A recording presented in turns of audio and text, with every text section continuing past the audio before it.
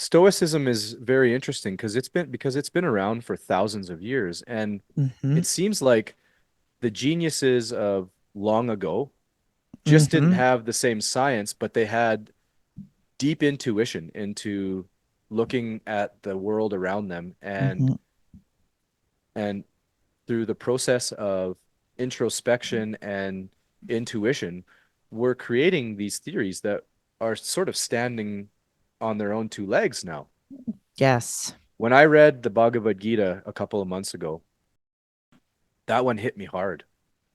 And I don't know if you know that book, but I recommend anybody who's interested in spirituality to read it because it's an amazing book. I have it, but I haven't started reading it.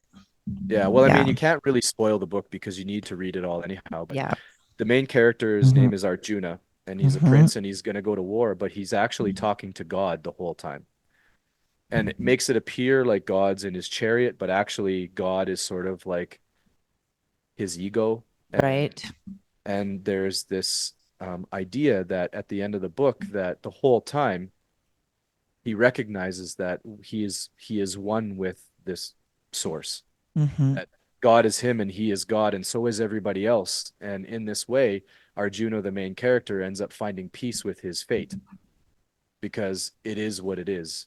And that's like not even a Cole's Notes version of the Gita. It's a very real, very beautiful book to read.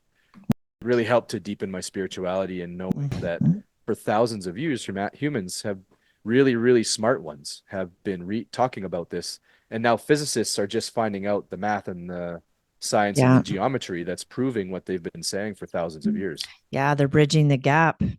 Yeah. Yeah. Yeah. And I love reading the works of like Joseph Campbell and Carl Jung and whatnot. And especially when it comes to like the mythology and also, when they talk about the archetypes, Yep. and like I find that really, really fascinating because like you could go anywhere in the world and you don't even speak the language, but yet everyone can relate to an archetype. Yeah. So, what is it about humans innate in us that we have these personalities, these egos, or whatever it is, right? That we can all relate to no matter where we're from. Oh man, I wish I had an answer. I can't remember who I was having this Mm-hmm. conversation with recently, but I said, if you look at people enough, you can see archetype. Oh, for sure. Right? Like not just archetype in personality, but Mm-hmm. generally speaking, you can look at body posture and body Mm-hmm. movement and the way that a person is formed, and you can start to look around and see that there's only a specific set of characteristics that everybody is kind of lumped into. And it's non-judgmental. I'm not No, judging. absolutely. Yeah. It just seems like it's kind of like fractal patterns almost, Rhonda. Mm-hmm. It seems like there was like a set of patterns that evolution allowed us to follow as Mm-hmm. we evolved and genetically became more diverse. And once that sort of set was kind of placed upon evolution, Mm-hmm. we just have always followed those specific branches and we all end up kind of being in a lane. Yeah. And I don't know how else to speak to it, but I was blessed with dealing with thousands of people over my career.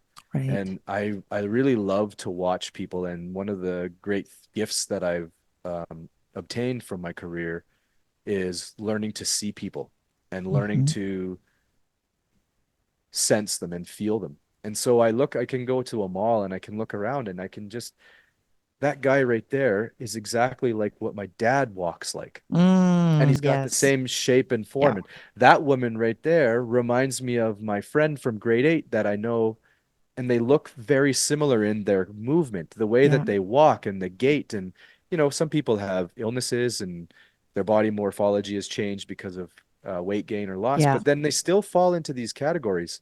Yeah. And there's not an infinite amount of them. There's an infinite amount of appearance, but we Mm-hmm. all are on these little lanes and there's only a few of them. And it's really interesting. And I don't know. It's another mystery. Yeah, it's interesting. And we can also take on more than one archetype too. Depending on people, place, and thing. Like you can be a Oh, yeah. protector or you can be a sage. And then there's the shadow side to each one of those archetypes, Yeah. which I find really, really interesting. And then the animus and anima, what is it? The animus and anima? which is like the I masculine, feminine. I have not read Carl Jung yet because Okay. I am Mm-hmm. not past Nietzsche. Mm, So I yeah. started with I started back with the Stoics with Marcus Mm-hmm. Aurelius and a few others, and now I'm Mm-hmm. reading some Nietzsche, and then I'm also reading like some more contemporary philosophers. Yeah. But I haven't gotten to Jung is really complicated to read, Yes, very. and so I wanted Mm-hmm. to bone myself up to his level Mm-hmm. with some other stuff that was a little bit more watered down, if you will, because Yeah. Jung is just so he's poetic in a strange way, Mm-hmm. and how well, in the translation, Yeah. anyways, it's very difficult to read, and I wanted to have a really good grasp of it. So I haven't read Jung yet, but I Mm-hmm. have learned a little bit about the archetypes, the psychological archetypes, and you're right, Mm-hmm. you can kind of dip your toes in a few. Yeah, absolutely. And a really good place for you to head maybe would be to Jordan Peterson, Maps of Meaning. Oh, I've read him. Yeah, Oh, yeah. Did you read yeah. Maps of Meaning? No, I have read Beyond Order and 12 Rules, but not Yeah. Maps of Meaning. Yeah. Okay, so Maps of Meaning kind of goes down that philosophical, like, mythology, and he sort of lumps it all together. Yeah. It's a really hard read for me. It is, right? Because I get a little bit impatient because you got like you and Seb both, I kind of poke fun at Seb because they're very articulate. You use a lot of words that I'm like, I have to look up. So when I read some of these books, I have to stop and look a lot of words up, and it takes so much time. Well, that's what I do when I read. Yeah, it's When I the find a only way word to I do don't it. know, I look it up. And Mm-hmm. with modern technology, I Mm-hmm. can be reading with a dictionary right beside me without having to go to the library Yeah. or my own Yeah. library to find a dictionary. So Yeah. um that's that's a great way to become perspicacious, as I've been called. Yeah, With absolutely. Well, you should never pass a word that you don't understand. Truly. Yeah, I got caught doing that in my early 20s. As Mm-hmm. a salesman, I was trying to explain to a guy that his order was delayed and I used the Mm. wrong word. And he was a smart guy. And Mm-hmm. he said to me, "You don't even know what you're talking about because you didn't even use the right word." And he hung the phone up on me. And Ooh. at that point, I realized, just because I'm reading doesn't mean I know how to use these words. So I better be careful. And from that Mm-hmm. moment on, I decided to be careful with what I say because I Mm-hmm. got a good slap in the face by a much wiser Yeah. and more intelligent man, right? Yeah. So, Yeah. yeah. I actually got caught with that not too long ago on social media. Somebody said I was nothing but psychobabble because I talk a lot about spirituality and energy and whatnot. And actually, it was about quantum entanglement. Oh, And they're yeah. like, oh, that's a bunch of psychobabble. And I'm thinking, okay, I kind of have a pretty good idea what I'm talking about. However, I need to be more versed so that I can go up against some of the objections, Sure. Yeah, absolutely. so I can Um, have a debate because otherwise I just got quiet. It's like, oh, shit. if somebody is challenging you on your level or version of spirituality, they didn't Mm-hmm. get it yet. I agree. Yeah. Yeah. Because that's an individual thing and it's highly Mm-hmm. subjective. And every individual mind is a subjective mind. Yeah. You've heard about the zombie paradox, right? No, explain. I know I'm conscious because I Mhm. experience myself through my consciousness. Okay. But there's no way for me to know that you are. And there's no Oh, way for me to know that any other human alive is conscious and not just a construct of my mind. Jason, you just opened So, up a huge can of worms. well, it could This is mean awesome. who's the conscious one, Yeah. Oh my right? And God. that's the Yeah. zombie paradox. Yeah. Maybe, maybe I'm the only conscious one, and you and my wife and everybody else in my life is just a construct of my mind. Or Yeah. maybe we all are, and everything in our life is a zombie, and we are just Mhm. fabricating it in three-dimensional reality Oh because of man, how. I'm gonna lose sleep over this one. You know that, right? I So, swear to so God. I don't believe that. I believe that we're all a perspective of probably a Mm-hmm. universal type of Mm-hmm. intelligence Mm-hmm. that is manifested as consciousness through us, Yeah. and that in some way humans evolved a brain that turned on and was able to tap into this intelligence in a Mm-hmm. way that differs from all other things that have ever been alive Yeah. before. Now, Yeah. I don't know if that's real. But it seems like our mind is like an antenna Mm-hmm. that is taking in energy from the universe and then transmuting it through us in consciousness. Ooh, Does that make sense? okay. Yes. All right. So you do you read Stanislav Grof? And Stan Grof was the guy who found an LSD and started tripping balls on himself, right? Yeah. Yeah. He found LSD in a lab and then he took it and like had this wild Yeah. mystical experience and then realized, oh my gosh, what was that? Yeah. And how Yeah. is it that the human mind goes into this state? How Yeah. how does a drug how does a drug alter our state of reality in such a fashion that Hmm. it's as real as reality and yet does not supplant itself onto what standard conscious reality appears to be? Yeah, exactly. And another thing too about that, I meant to share a little bit earlier, but in plant medicine ceremonies, namely ayahuasca, they have recorded, like documented experiences from people where they visited a place in time, like in history, Yeah, like 2000 years ago. And the thing is, like, yeah, we watch movies and there's a lot of information that we could probably get off the internet or watching a movie. However, they were interviewed by historians that said there was no way that that person had that level of knowledge about that era of time. They were so detailed. They had it right down to like the nitty gritty. And they're like, how is this so I know. Um, mind I've blowing?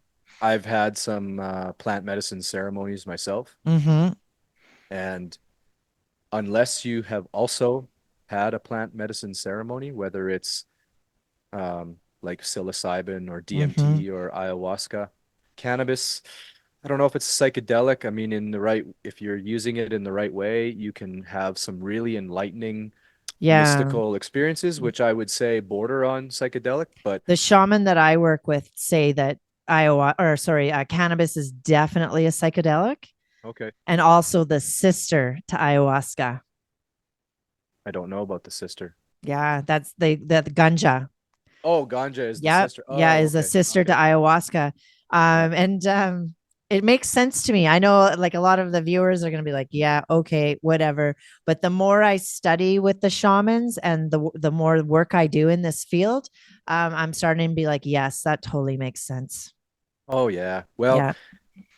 this is like another thing that is kind of unraveling Mm-hmm. about human history and our connection to plant medicine is um, there's a lawyer named Brian Muraresku, and he wrote a Mm. book called The Immortality Key. Oh, yes. Yes, One that's of next on my the list. probably top 10 books that I've read in the last 5 or 10 years. Mm-hmm. The the basic premise, I don't know if you want me to spoil it for you. Oh, no, go ahead. I'm going to read it anyways. So, The basic premise mhm, of the book is that early Christianity was based around a ceremony where they used a psychedelic drink called ergot. mm-hmm, Ergot being a fungus that grows on wheat, and then they would make a form of drink like a wine or a beer from the um, mm-hmm, from this mold or this toxin that was growing, and it mm-hmm, created a psychedelic effect. And people would spend their entire life saving up to go and do one ceremony mm-hmm, at a temple in somewhere in either Italy or Greece. mm-hmm, And after that ceremony, they were forever changed. They were forever connected to God. And mm-hmm. this was Christianity. Now, Brian Muraresku spent 10 years studying and writing this book. And he basically has, I wouldn't say basically, he has definitive evidence that this was real, that there actually Yeah, was Christian ceremonies using psychedelic medicine in order to be connected to God. I've And heard then this. and Mm-hmm, then stupid, powerful, idiot men came in mm-hmm. and ruined it because they wanted that power. Yeah. Well, it's ancient knowledge. You don't need priests and you can't collect money and taxes Mm-hmm. in churches if everybody gets enlightened after one ceremony, Yeah, one powerful plant exactly. medicine ceremony, Yeah. right? Yeah. The walls, the brick and mortar come crashing down is what happens. Yeah, yeah, Yeah. that's right. You Yeah, know, there's like a theory about the holy mushroom too. I don't know if you've read anything about that. Well, I don't know the words holy mushroom per se. Mm-hmm. I've read, Mm-hmm. not extensively, but I've read a lot about psilocybin and Yeah. DMT because before I did a ceremony, I spent a couple of years doing my research because I wanted to Mm-hmm. do it right. So I do Mm-hmm. know a little bit about it, but I don't know about the holy mushroom. There's a cat Other than fight. other than that Amanita muscaria mushrooms are literally everywhere in art and literature. Well, that's exactly what I was talking about. Yeah. There's a really good episode on Gaia, the Psychedelica series. I don't know if you're Yep. a subscriber to Gaia. Yeah, I am. Yeah, I Okay, love that. watch the Psychedelica series, and watch the episode on the holy mushroom. It's Okay. so good. And they also talk about the psychedelics that they were using during, I can't remember what era, but pretty much in Egypt 2000 years ago, where Yeah. the pictographs are on the walls. Apparently those pictographs are in areas where there was chambers where they had the best acoustics. So they were using psychedelics and sound therapy going into these trances or whatever you want to call them. And then they were drawing their visions. Wow. Yeah, you'll find that on that Psychedelica series too. It's Yeah. incredible.